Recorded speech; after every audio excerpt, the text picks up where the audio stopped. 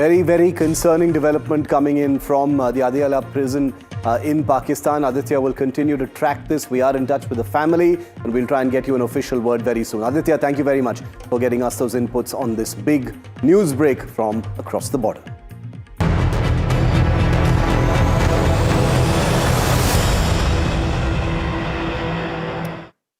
Four days after he vanished in Kanpur, Lamborghini brat Shivam Mishra, who belongs to a tobacco tycoon family, was finally arrested today. You saw NDTV's news break early this morning. And then, in just 6 hours, he walked out on bail. 4 days in hiding, just 6 hours in custody. Because the Kanpur District Court has chosen to lean on a familiar line whenever any court is dealing with the privileged and the rich. Bail is a right. Poor Shivam Mishra surely is entitled to bail, right? Of course it is. But is the court blind to everything that has happened since the crash that NDTV has highlighted in front of the entire country? Start with what happened at the scene. Shivam Mishra was not detained, questioned, or even secured by the police immediately. He was physically removed from the accident site by his private bouncers who were following in a car behind him without the permission of the police. Suspicious act number one. Then came the images. Those same bouncers were caught on camera trying to yank off the Lamborghini's number plate. Look at these pictures. Why would anyone yank off the number plate of a car immediately after an accident? Suspicious act number two. What were they trying to hide? Next, the defense. A sudden claim of epilepsy. No medical record, no history, no evidence. Nothing has been submitted so far. And now the most astonishing twist. Every single eyewitness, including the injured persons, initially confirmed that Shivam was driving. Suddenly, a mystery driver named Mohan appears from nowhere to claim that he was behind the wheel. One injured witness has now changed his statement also. We all know how that happens. What we are seeing is not a defense, but a sickeningly familiar pattern. Evasion, influence, money, and then probably witness manipulation. That, of course, a court will decide. Every action by Shivam Mishra, his father KK Mishra and other family members has radiated arrogance and a belief that the law is negotiable, that you can purchase the law at the right price. Let us also be honest about one thing, viewer, because you have gotten used to us calling out the judiciary on this show. He was arrested today only because of sustained media pressure, because NDTV kept asking questions. Without that spotlight, would there even have been an arrest? I want you to honestly think about that for a moment. If there were no media walas and cameras, and if I wasn't spotlighting the show every single day, would he have been arrested? And this is where the larger story lies, because in our country, ordinary citizens run from pillar to post for years for the basics of justice. They are met with arrogant officials and lazy judges who would rather have the common man or common woman keep coming back to court for the smallest things. The other day in the newspaper, I read about a man who was released from jail after 43 years after wrongfully being accused of murder. That is the condition of our judiciary for people who have no means. But for Shivam Mishra, in 6 hours, he gets bail despite multiple suspicious actions pointing to malified intent that I, not even a lawyer, just an ordinary journalist, have listed before you. So tonight, I issue an open challenge to Shivam Mishra and to his family. Come out and face our questions here on NDTV. Bring all your lawyers. Bring your bouncers too if you wish. I will allow them into my studio. I promise you will not be harmed. Face the real India, the one that you attempt to escape by zooming in your supercar only to be rescued like a coward by paid henchmen. I will ask you the questions that you've never been asked by your soulless parentage or your completely pointless upbringing. India has no place for the likes of you. The judiciary loves you. The system loves you. The government will not send bulldozers to your mansion in Kanpur. Come out and take my questions. I will be waiting. And here's a look at how Shivam Mishra took the system for a jolly good ride. And I want you to pay very close attention to this, viewer, because this is a pattern We see it over and over again. And since people don't get punished, everybody who is ever in this situation believes this is what you need to do. He fled the crash scene with his bouncers. Immediately, not for a moment did he stop to help the injured. The bouncers were helping him in the car, not the people who were injured. The cops were denied entry to the house a day after the crash. You saw the Kanpur police humiliatingly left standing outside the house, banging on the gate. But Shivam Mishra had fled Kanpur and got admitted to a hospital in Delhi, doubtless with his bouncers in tow. His father, K.K. Mishra, who's a tycoon who owns a tobacco company of some size, claimed that his son, this brat, Shivam Mishra, the coward in question, was not driving the Lamborghini. The video showed Shivam taken out from the driver's side and that there was nobody in the passenger's seat. This Lamborghini car, this supercar, is a two-seater. Only two people can fit in it, and the only person taken out of the car was Shivam. So there is no question of any driver. But 3 days later, a driver shows up. He emerges out of nowhere, named Mohan, claims that it was he, not Shivam, who was driving. Where was the driver in all the pictures on that first day? Nobody has seen this driver. He's a phantom of the Mishra Parivar who has suddenly been brought in front of the media and in front of the courts. On February the 12th, he's finally been arrested in Kanpur and then produced in court. The police confirmed that Shivam was driving the Lamborghini. Even the police is saying it. Arrested after 4 days, but got bail in just 6 hours. That is the reality of Shivam Mishra and the Lamborghini story. Where does this leave us? What does one do in a country of this kind where you've seen 4 days of sustained media coverage of a story, but clearly the judiciary doesn't give a damn? Suhail Seth, Managing Partner, Counsel at India and columnist, an actor and best-selling author. Shilpa Mittal is the sister of the late Siddharth Sharma. He is a young man who was killed by a speeding Mercedes being driven by an underage boy who did not face any justice. She has been fighting a legal battle to ensure justice for her brother Siddharth, who was hit in North Delhi. It's a story that I had covered in an earlier organization, and she is still fighting that case even now. So, Suhail, with your permission, I'm going to start with Shilpa. Please. Because she is someone who has been in the trenches of facing VIP culture, whether it is in the police, whether it is in the judiciary, whether it is on the roads. I have seen her going from pillar to post, literally, as a grieving sister, trying to just be heard and get justice for her brother, her younger brother, Siddharth. What does it feel like, Shilpa, to see Shivam Mishra get bail after 6 hours today?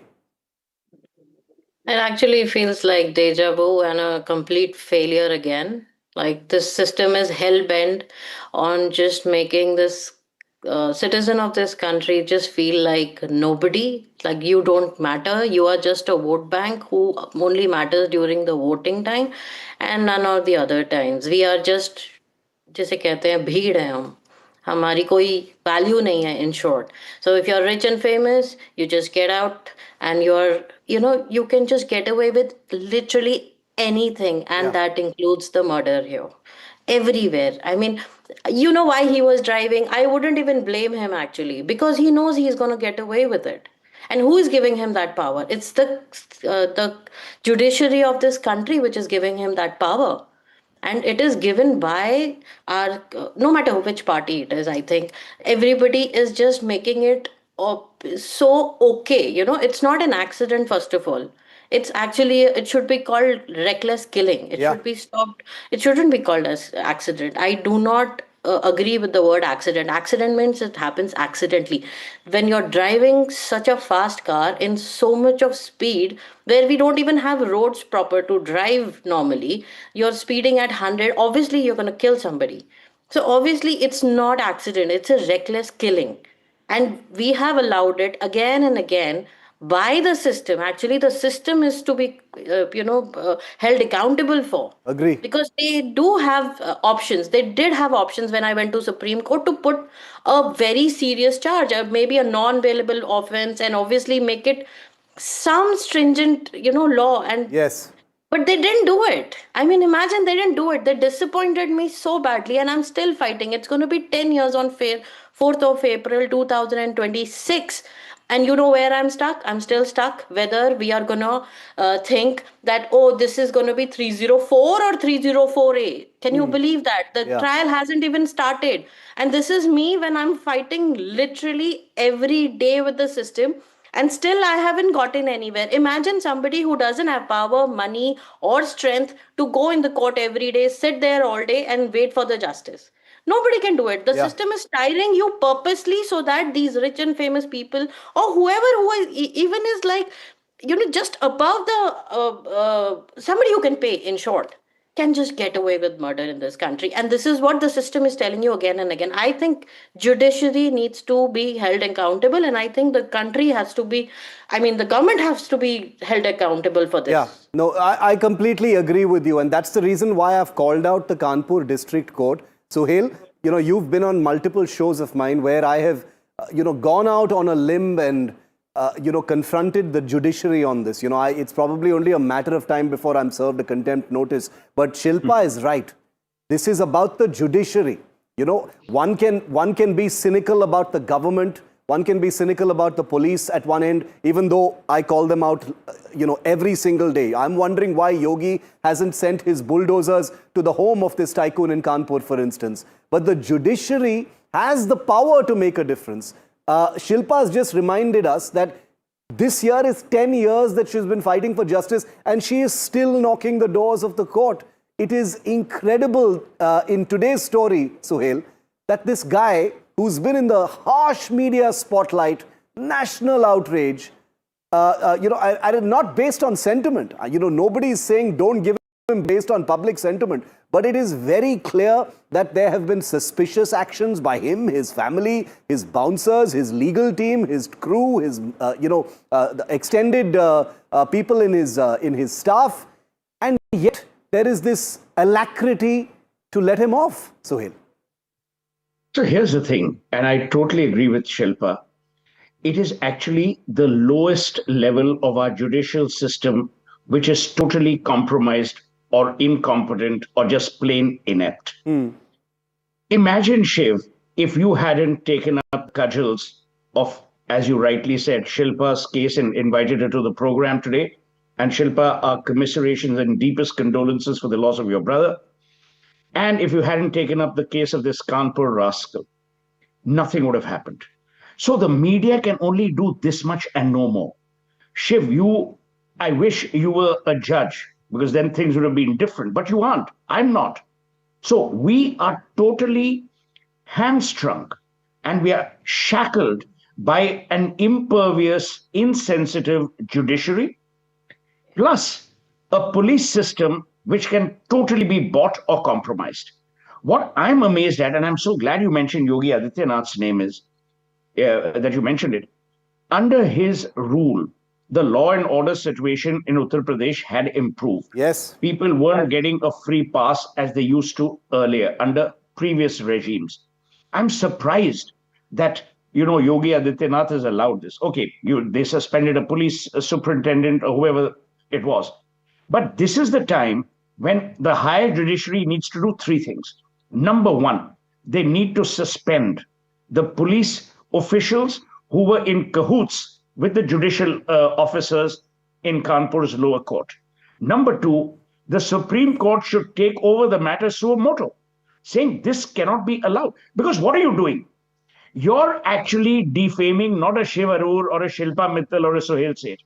You are showing the middle finger to the judiciary, to the law enforcement, saying, Jo karna hai kar lo. I have the money, I have the power, I have the influence. I will do what the hell you want. A, B.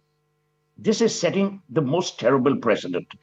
If you're rich, if you're influential, if you're powerful, the signal that you're giving out is that in India, the rule of law does not apply to me. It applies to everyone else but me. So why in our democracy do we have a special status for rogues and criminals? Because they can subvert the judicial process. And finally, it is not the media's job alone. Exactly. It is not the media's job. Yeah. I have not seen a single civic or a civil citizen of importance from Kanpur calling these people out, because it's all a cozy club. You see, these people want to be invited by that chap, whoever the hell he is. They want to be part of that cozy club, so no one will take up the cudgels. Now, if this person had been poor, he'd have been behind bars. Yeah. What has this brat done? You have seen CCTV footage of him being dragged out of the car. It's almost as if he didn't exist. The car didn't exist, and the car was driven by a driver who actually suddenly came out of the blue to say, "Look, I did it." And we all know Shiv. The poor driver must have been paid a fortune. Yeah. Said, "Tum chup raho, ye tum accept kar lo, 4 saal mein nikal jaoge." But this is tragic. Yeah. You have now outsourced criminality and your own offense to the poor. So you're actually mocking the poor, Very mocking the judiciary, and mocking law enforcement all in one go. This is such an excellent point, and I didn't think of it. Thanks for bringing that up, Sohail. By putting this poor driver here and undoubtedly paying him a sum of money and saying, you take the fall for this and you'll be in jail for a while and we'll look after you when you come out, is such contempt for the poor. It is such contempt for the underprivileged. The rich cannot face justice. Shivam Mishra, that shameless brat, cannot face justice. So, chalo, let's call the driver, throw some money in his face and say, you please do this for us. And Shilpa's been doing this for 10 years. The point. One investigative journalist in Kanpur Yeah. has actually even bothered to uncover if there is a nexus between Shivam's father and any other political party. Yeah. Once you start shaming the political parties will wash their hands off. Yeah. So no one has done it. It's left to a Shiv Aroor or an NDTV to take up the cudgels and then leave it. How can you? And why should only you be the one who does everything in these matters? Why should one media channel be the only channel that does it? Yeah. No, and the reason I brought Shilpa onto this story is because it's a familiar pattern. That's the point. Yes. There is something so familiar about it. Every single thing that happens in the same sequence, Shilpa. Yes. Same sequence. Absolutely. Decade the driver of grief comes and for this everything. poor woman. A decade of grief for Shilpa. A decade of knocking at the doors of justice for Shilpa. Yeah. Can you imagine? You have not even allowed her to get closure or to grieve or to believe that justice still runs, fair in India. You have actually destroyed her confidence in our society and the governance principles which we should follow. So where are we talking about dharma? Where are we talking about, the rule of law? Nothing. And this is Shilpa who we know, or you know. There are a zillion Shilpas who don't have the capacity to fight for their family. Like Suhail, for instance, the parents of the two techies who were killed in the Porsche case in Pune, which I've been sort of campaigning against. I know. They have practically given up. They have no power. They live in a remote part of Madhya Pradesh, in Jabalpur, if I'm not mistaken. They don't have the means to follow all of this up legally. I had Shilpa on a show recently as well. But Shilpa, the question I want to ask you now is, it is shocking that you have spent 10 years. I know you don't consider it a waste because you've been crusading for justice for Siddharth. So you cannot see that as a waste because you want justice for him. But 10 years is a whole decade. If the judiciary had given you justice in a year or two, because it was clear what had happened in this case, you could have moved on with your life. Of course, you would still be grieving. Of course, you would still miss Siddharth, but you could have moved on with your life. Yes. But the system didn't do that for me or for my family. So, why I'm fighting this? Because, see, I'm a loser. At the end of the day, I am still not going to get my brother back. But the point I am trying to make here is what I am going through or what I have gone through, nobody else should go through. And I am trying to get somebody behind the bar so that it sets a precedent that no, you cannot get away with murder. Every life matters. And he was somebody's brother, and everybody who dies on the road doesn't deserve that just because you fancy a very fast car and on a very busy road and you think it is okay. No, it is not okay. And I'm going to fight till the end, and I'm going to make sure that this happens. And because of this fight, 2 3 things has happened. That there was no juvenile justice law, so which came in picture. The parents were never arrested, that came in picture because we fought for it. But my point is, I am still a loser, but I don't want any other sister to go through, or any other parents to go through what my parents are going through. And I am pretty sure that someday the system is going to wake up. And that is the least I can do, I think, in to honor my brother. He lost his life. I hope that his death brings some good to this society. I love my country, and I shouldn't be fighting for justice, is what my point is. I should be given. This is my right. I have done my, I come from a family where my father is an ex-Navy, my grandfather was a Azad Hind force guy. I mean, we are for the country, and what do we get? A delayed system. You know how disappointing it is? It is like waste. What did my grandfather fought for? What did my father do for the nation? What is the nation doing for me? Yeah. So I'm fighting for it. Make So a it is such a suggestion, Shilpa. shameful thing. May I make a suggestion through Shiv? Yes, If go you ahead. send me just the data points on what happened, I promise you an article within the next 7 days. And because of the inspiring work that my good friend Shiv keeps doing, I make a promise as a simple citizen that we will continue to crusade, because it is not about justice for Siddharth, it's about justice for every person who is run over in a manner which is homicidal, not accidental. And then these cases are allowed to fester like deep grieving wounds. Yes. Yes. Shilpa and Sohail, I want to thank you for being with me. This is very, very personal to me. And because I met Shilpa 10 years ago in 2016, when this terrible, terrible act of murder happened on the roads of Delhi. And I've been in touch with Shilpa. Every time something like this happens, she has been kind enough to work through her grief, live through it again, and be with me on show after show. And that shows you that nothing has changed in this country, and that is the most infuriating thing. We will be in touch, Shilpa. Sohail, thank you for making that offer, and I promise we will continue to report this story very, very closely. Thanks to the both of you for being with me here tonight.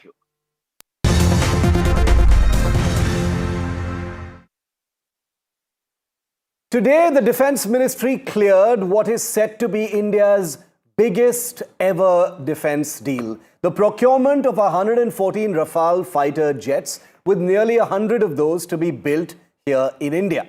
For the Indian Air Force, this is nothing short of relief.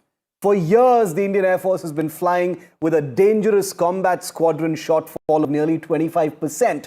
Numbers matter in air power, especially in a year where air strikes meant everything. You know what I'm talking about.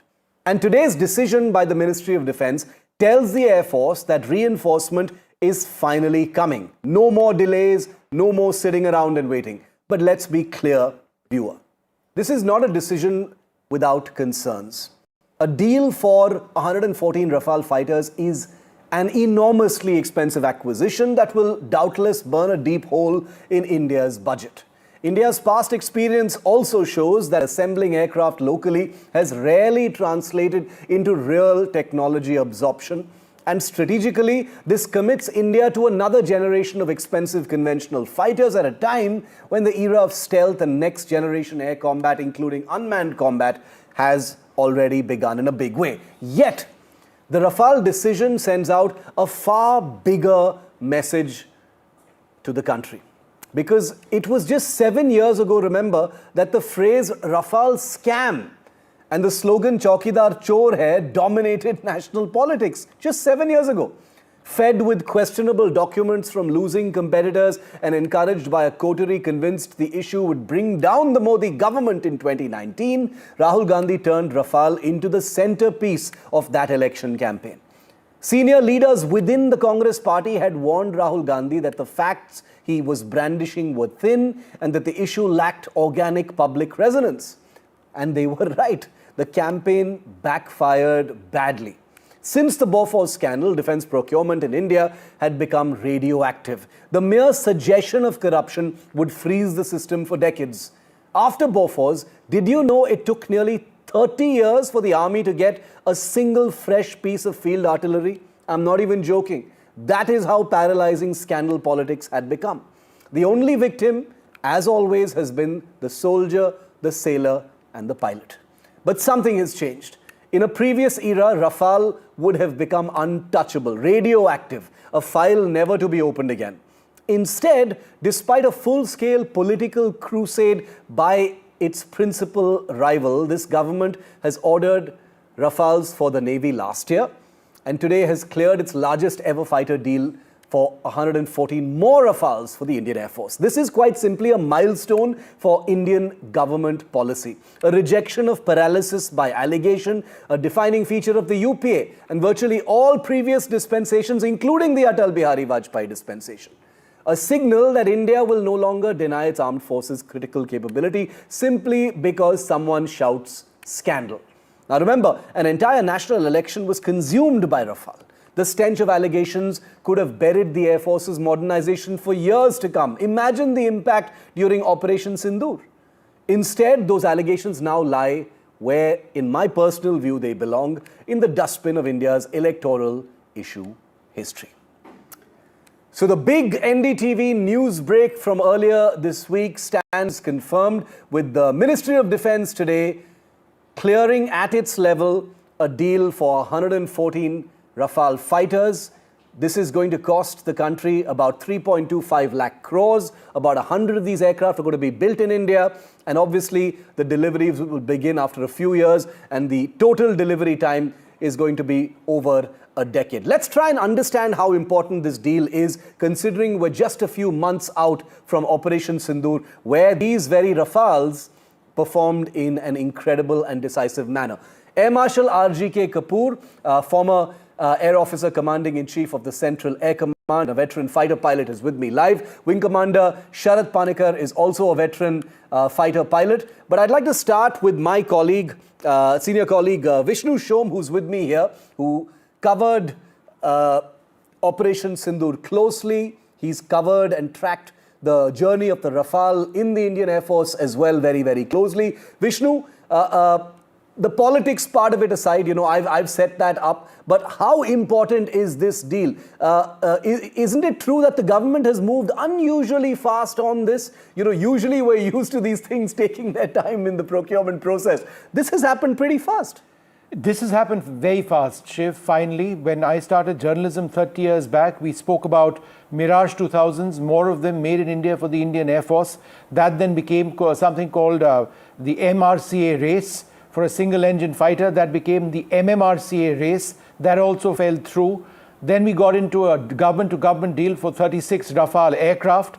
But that was nowhere close to what the Indian Air Force wanted. We went close to a decade when the government opened the MRFA process to get 114 more jets. And today is a landmark day because after that much time, the Air Force is most likely going to get 114 Rafales. There is still a final price negotiation to happen and the cabinet has to sign off on it. What has taken place now is an acceptance of necessity. That's an important step and comes just ahead of the visit of the French president to India in the next few days. That's right. He's coming. President Macron lands in a few days, and I don't know if there'll be some kind of an announcement because this is still only at the MOD level. And as Vishnu said, Air Marshal Kapoor bringing you in on that. You know, there are still a few steps to go before a deal was signed. You know, but how would the Air Force be seeing this, Air Marshal Kapoor, today? They've been waiting. They've been insisting. You know, let's stop wasting time with another contest which will collapse like the last one. We've already got these fighters. Why not just get more? Shiv, you remember we were speaking on 26th January, Republic Day, in the morning at 9 o'clock. And I had said that time, the time for talking is over. It is time for doing. And I think this decision today just re-emphasizes the fact that there is a set of people who want to do things. And what is more important is that it will set up an ecosystem in India, which will, what it will do is it will give a ripple effect to kind of capability building in the military aerospace sector, which is primarily a monopoly. So I think what Indian Air Force would heave a sigh of relief, would feel confident, and what it does is it actually, confirms the fact that what Indian Air Force has been saying, that Rafale is a very, very good fighter aircraft.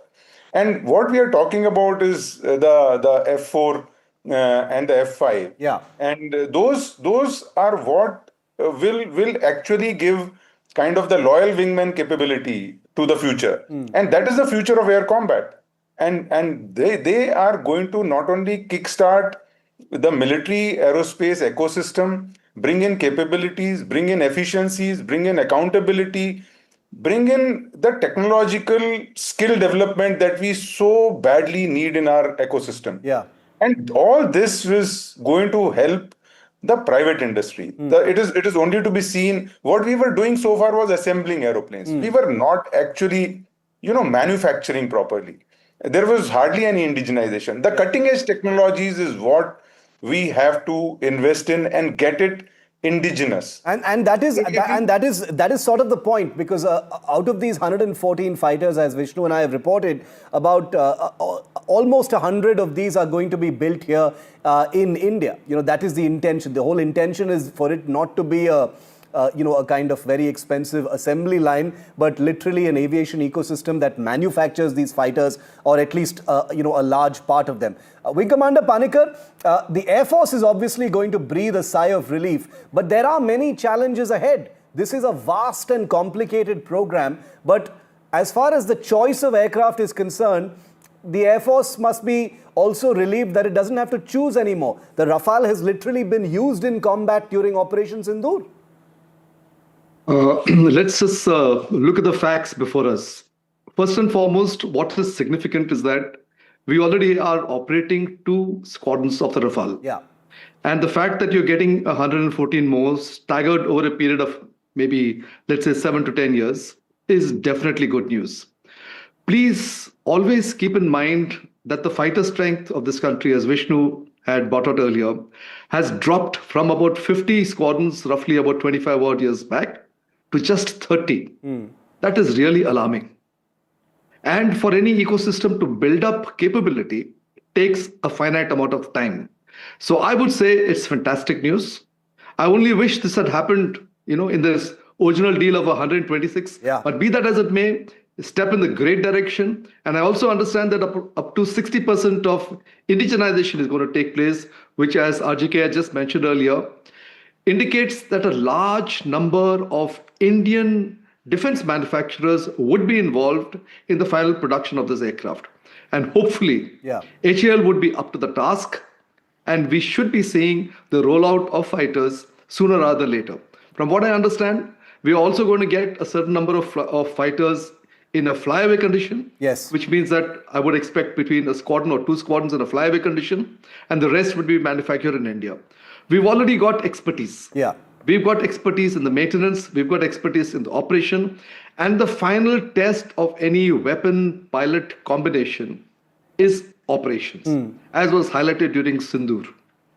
Operation Sindoor, using the scalp, using the hammer, integration, fusion with airborne early warning and the AVAC system, the whole thing worked like a dream. Yeah. And why did it work like a dream? Primarily because of the integration that the Air Force had, incorporating air defense, incorporating inputs from all surface radars, incorporating inputs from airborne early warning radars, all into one. This was information fusion. And it was delivered with a precision that was unheard of. In fact, air warfare is going to keep evolving, and we have to keep abreast of it. This is the first step in that direction. I think you make a very important point. It's a step in the right direction for sure, but there are challenges ahead. Vishnu, I want to tell all of our viewers that Vishnu has an amazing book that's coming, that's going to give us an amazing sense of some of the combat operations that happened during Operation Sindoor, including from the cockpit of Rafales. Vishnu, you want to add to what Wing Commander Panikkar said? The Indian Air Force has been more than convinced that this is the direction to go in with the Rafale. I think what was important, and the Air Marshal was also mentioning earlier on, is the variants we're getting. We're getting a variant called the F4, ultimately the F5. The F4 We currently operate So it's much more advanced than what we have now. We have something called the F3I right now. I stands for India. It is an extremely advanced variant. When we started acquiring it, it was more advanced perhaps than what the French operated. But the French have since upgraded to the F4 variant. We'll be acquiring that and moving to the F5 variant. The F4 variant is based on network-centric warfare. It works as brilliantly as a formation of fused and data-linked Rafales operating closely together, and the F5 takes it one step further by actually working on what is known as the loyal wingman concept, where you've got essentially drones flying autonomously with the support of a mothership, which would be the Rafale. That is very much the future of Rafale operations and air operations anywhere in the world. But Shiv, just one brief point. The key on this is Atmanirbharta, and there'll be many already who will be piping in and saying that, we've bought a French aircraft and there goes the Tejas and HAL and everything. But Tata Advanced Systems Limited is going to be the primary partner. They've already signed 4 production transfer agreements to manufacture the entire Rafale fuselage. That's the body of the aircraft. There'll be a new state-of-the-art facility located in Hyderabad. There is an existing facility which Dassault have in Mihan in Maharashtra, which has been building business jets. That the land over there would be used. There would be very small Indian component manufacturers, if they can develop to a particular standard, would be filling, the Rafale assembly line. And that means jobs. That means jobs in India. And in the future, why shouldn't we be asking a question, can Rafales made in India be exported to other countries? To other customers, And one final point, as you know, Shiv, I love the entire Rafale story. This has to involve the integration of Indian weapons, like the Astra 2, a version of the BrahMos called the BrahMos ER, and also futuristic air-to-air missiles which rely on ramjet ducted, rely on ramjets, which are now being tested quite successfully. This is all very exciting. The intent, the parameters of what this deal is going to look like are extremely energizing in terms of what they are hoping to achieve. But it's going to be a big challenge. Air Marshal Kapoor, Wing Commander Panikkar mentioned HAL, for instance. The government intends to make this a Make in India that involves the private sector. Like Vishnu said, the Tatas are there. Do you think that this is going to be an issue or a problem? Should HAL also be involved in the manufacture of these jets? Because that might become a bone of contention. I think HAL will not be a part of this whole program, while it may contribute secondarily by forwarding its infrastructure, its testing capabilities, its various other components and facilities that it has. And that is where the ecosystem must gain. Instead of building parallel infrastructure, which costs huge amount of money, it is very important that it becomes a whole of a nation approach, where every facility, every infrastructure, whether it belongs to DRDO, it belongs to a private industry, it belongs to HAL or BL or whoever it is, must be thrown open so that there is cost effectiveness, and tomorrow we can actually export Rafale. And the most important part is that, AMCA has gone the private sector way. If AMCA has gone the private sector way, we need to learn and very, very quickly absorb technology from Rafale and put it into AMCA.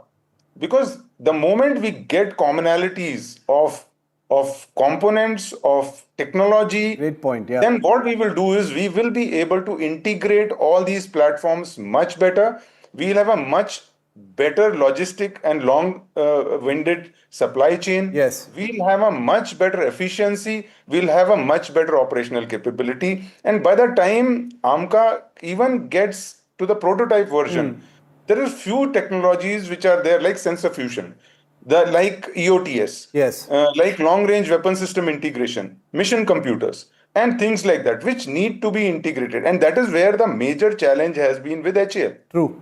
And so if the private industry can, and it's a high risk, high reward process. If we don't bite the bullet, we will continue to be, very safe on everything. No, I agree. And safety doesn't ensure rewards. No, I agree. And the AMCA that Air Marshal Kapoor is referring to, of course, is the India's intended fifth generation stealth fighter that the private sector is currently competing in a race to prototype, etc. Vishnu's been reporting on that as well. Wing Commander Panikkar, the technology absorption is going to be obviously a challenge. India has built fighters locally before at HAL.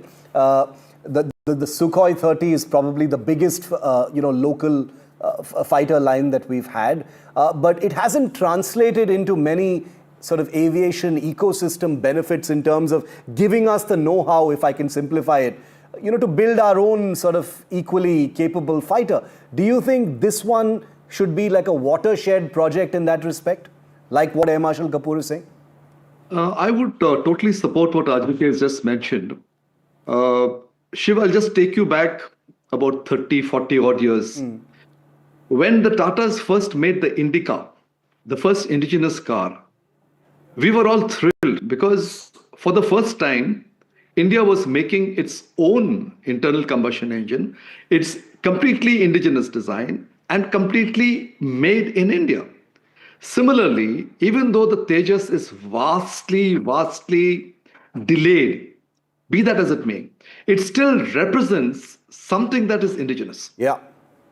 No country in the world wants to transfer technology in its totality because that will take away from whatever significant, intellectual property, whatever technological secrets that they have.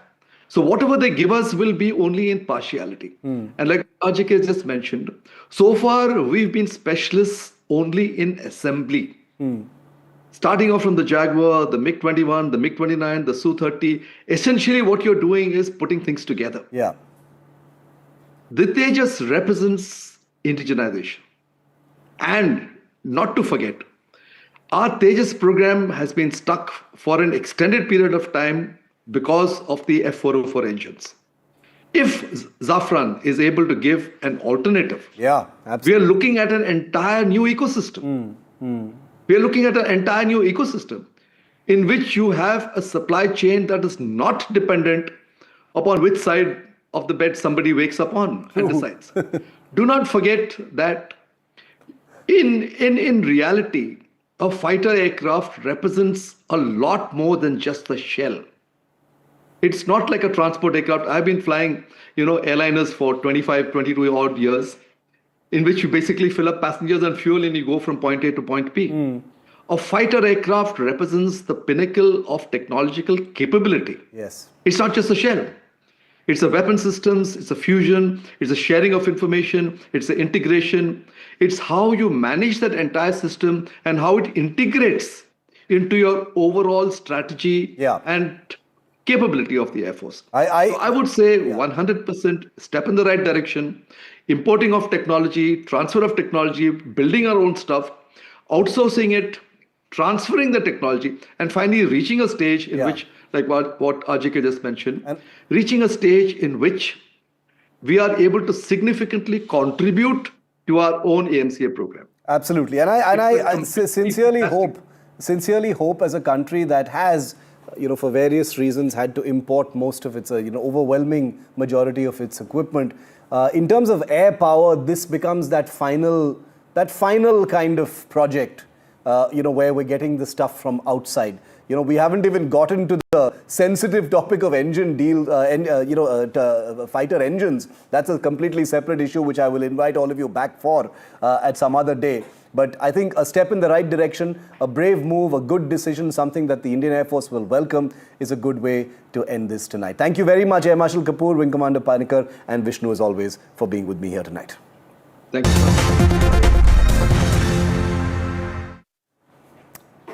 And as NDTV builds up to AI Week here in India, next up from the world of AI and tech, India is all set to host a defining global AI moment.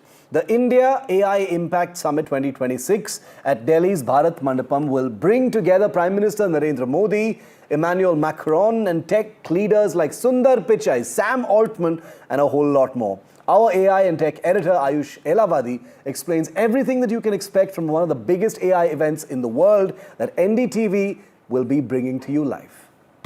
The India AI Impact Summit 2026 is shaping up to be less of a conference and more of a mega global AI moment, hosted at Bharat Mandapam from 16th to 20th February. That's the entire week, with the leaders from the world and the world of tech and world leaders all congregating on 19th to 20th February. And of course, there's also a little NDTV surprise on the 18th. This is the first major AI summit from the global south.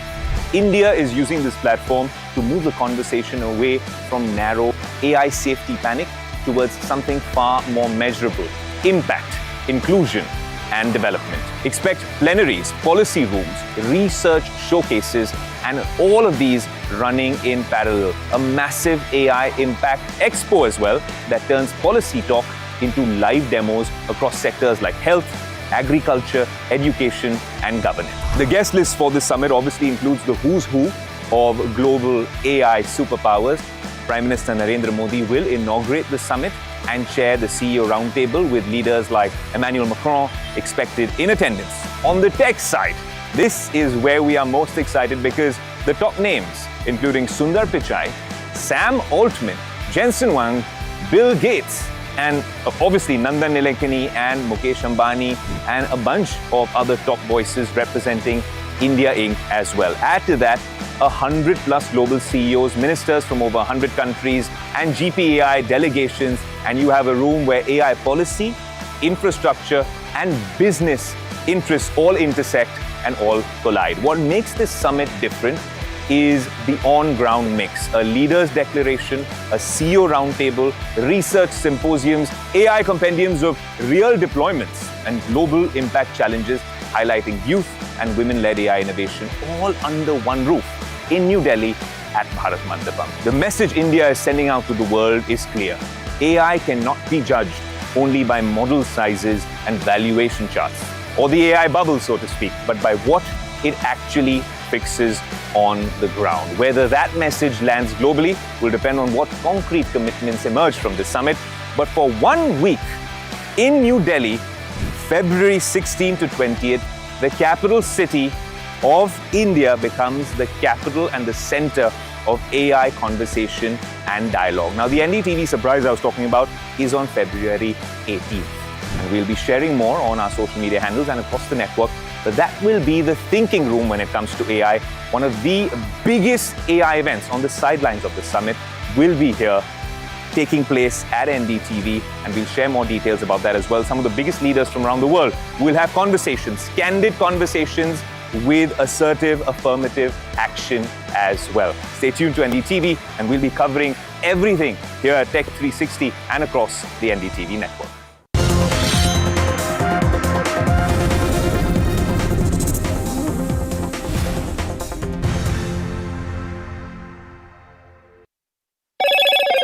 Hello, Moto. Motorola, India's leading AI smartphone brand. Motorola Signature, India's #1 camera phone. Grab Motorola Signature today.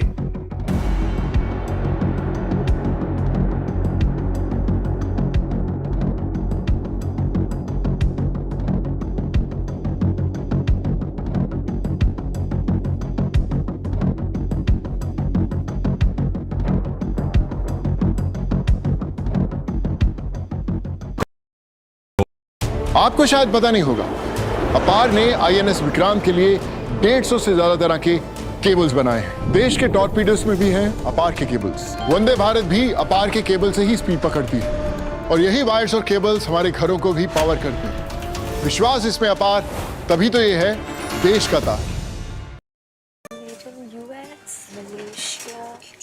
Made in India क्यों नहीं? हमारे पास क्या है? Mustard oil. It is our flagship oil. और हमें गर्व है कि 1933 से हम पी मार्क कच्ची घानी मस्टर्ड ऑयल का उत्पादन कर रहे हैं। इस मूल्यवान स्वदेशी प्रोडक्ट को बनाने में हमने खुद को समर्पित किया है पीढ़ियों से। माँ भी हमेशा पी मार्क मस्टर्ड ऑयल में ही खाना बनाती थी।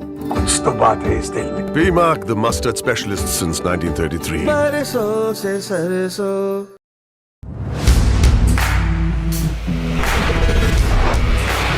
Alright team, our new order show is ready. Now we need a promo. Something cool, something sharp. Well, I'm sure we'll be having outstanding reviews, solid suggestions, expert advice, the latest trends. It's a lot simpler. We'll help people make the right auto decisions. It's got the cool stuff, geeky stuff, serious stuff, all of it, so that you can discover, decide and drive. I'm Siddharth Sharma and I am your Automate.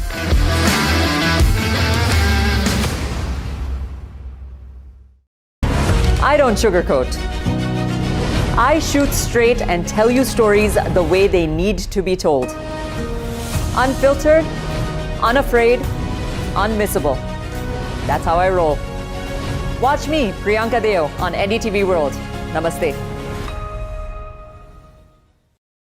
21 days in Kashmir. People have bombarded me, friends, with requests for an unfiltered list of things I saw and observed on the ground. Very special ground report from the line of control. There were some children who've lost limbs in the shelling.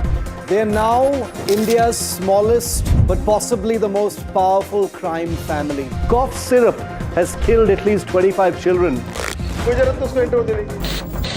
Gaikwad sahab, aise mat kijiye. Suddenly people are wondering about the weaponization of India-Pakistan cricket. We live and breathe elections. You will not believe your eyes or ears when I show you what I'm about to. And for a country that has fought so many wars in the mountains and at high altitude, we're standing on the Indian Navy's newest warship, the line of control, Shiv, Aroor, NDTV.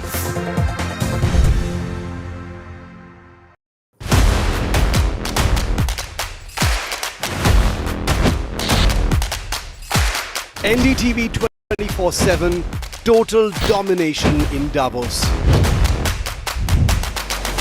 The world's biggest voices first. Iconic visionary Bill Gates. World Bank President Ajay Banga. IMF Chief Kristalina Georgieva. IBM CEO and President Arvind Krishna. India's AI Minister Ashwini Vaishnav. NDTV is India's voice in the world. First interview with Maharashtra Chief Minister. First interview with Andhra Chief Minister. First interview with Assam Chief Minister. India's first ground event in Davos. NDTV puts India on the global stage.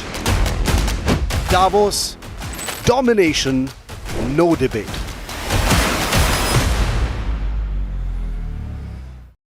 Other opposition parties. They argue, I conclude.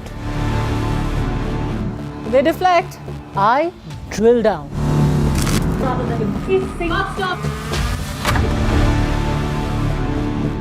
This isn't a free-for-all. It's a reckoning. No filler, no fog. Only the facts and where they lead. Every night at 9, the case closes because the buck stops here. From 1983 to now, I have seen cricket evolve, but the mindset to win never changed. I tell you that what win matches and what doesn't. This T20 World Cup, let's talk cricket, controversies and more on NDTV.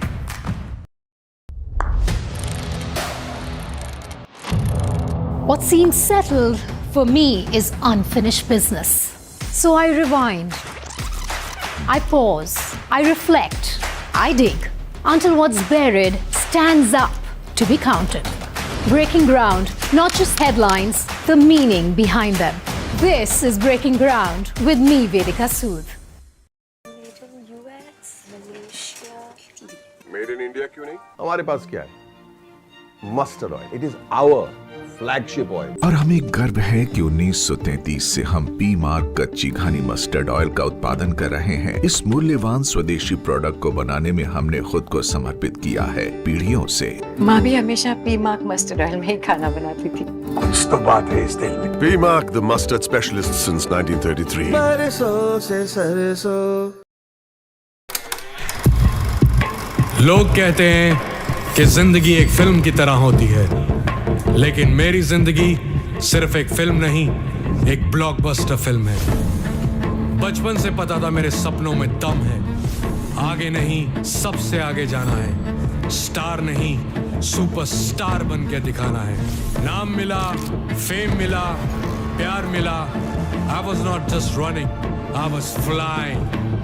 सबकी जुबां पे बस एक ही नाम, यो Honey singer. लेकिन फिर blockbuster कहानी में आया एक ट्विस्ट, 7वें आसमान से सीधा गिरा मैं जमीन पर। फिर क्या, खुद पे काम दोबारा शुरू, फैंस ने फिर प्यार दिखाया, फिर स्टार नहीं सुपरस्टार बनाया।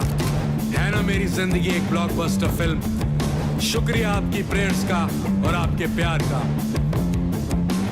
कॉन्सर्ट्स तो आपने बहुत देखे होंगे, but this is gonna be concert of a lifetime, क्योंकि मेरे फैंस ही हैं मेरी विक्ट्री, मेरी हिस्ट्री, मेरी glory. So come and witness Yo Honey Singh, this is my story।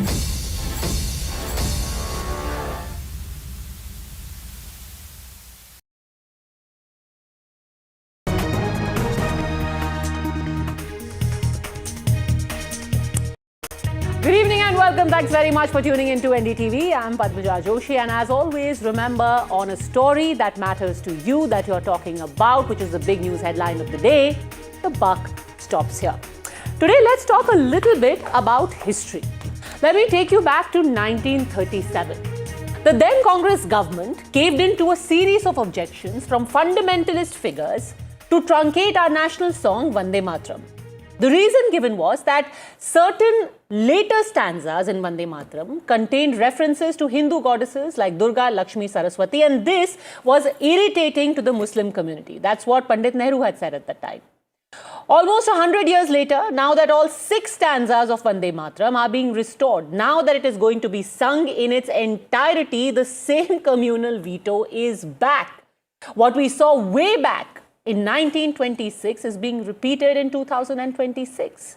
As soon as the government formulated rules that the 6th stanza, 3-minute, 10-second version of Vande Mataram will now be played or sung at a number of official occasions, the protests have started. The outrage is audible. Why? The argument is the same, that it's hurtful to religious feelings, that it goes against the freedom to practice one's religion. Everyone has jumped in. AIMIM has jumped in. All India Muslim Personal Law Board has also jumped in, although what this has to do with Muslim personal law, I fail to understand. Some even linked it to the Bengal election, and the central premise essentially was, don't foist a song that talks about Hindu gods, that talks about Hindu idols on Muslims in a secular country. Bharatiya Janata party और RSS ने इसको एक propaganda बना दिया, मुसलमानों के खिलाफ एक नफरत फैलाने का एक हथियार बना दिया, और अब ये मनमर्जी कर रहे हैं। तो लिहाजा अगर आप जबरन करेंगे तो हम बिल्कुल इसको नहीं मानेंगे। मैंने पहले भी कहा, फिर से दोहरा रहा हूँ कि जबरन आप मुसलमानों के गर्दन पर छुरी रख के वंदे मातरम नहीं कहलवा सकते। आपने इसको एक हथियार बना दिया है। हमारा सर कट जाए लेकिन हम इन पंक्तियों को नहीं गाएंगे। सरकार इसमें बुरा माने भला माने, मेरे देश का संविधान बिल्कुल स्पष्ट है, मुझे आज़ादी है। अगर कोई हम पर थोपने की कोशिश करेगा तो हम इतनी आसानी के साथ उसको बर्दाश्त करने वाले नहीं हैं, जैसे हमने बाबरी मस्जिद के फैसले को बर्दाश्त कर लिया, क्योंकि ये हमारी आस्था का मामला है। ये अगर कहेंगे कि मुझसे मैं पढ़ूं तो नहीं पढ़ पाऊंगा, क्योंकि मेरा धर्म मुझे इजाज़त नहीं देता।